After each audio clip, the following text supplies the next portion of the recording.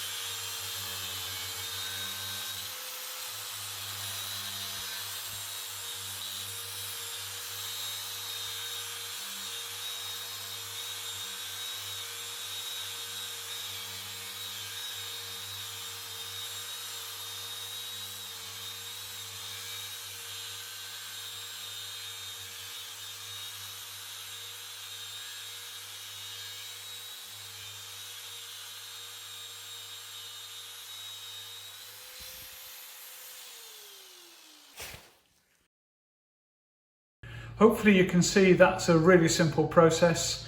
So to get from a fairly heavy TIG weld to a really neat, clean radius finish, all we needed to use was the Cibo Finit-All machine with a narrow head, and we put the new really high aggression TA10 discs on there to get us straight through to that finish. Thank you for watching and have a great day.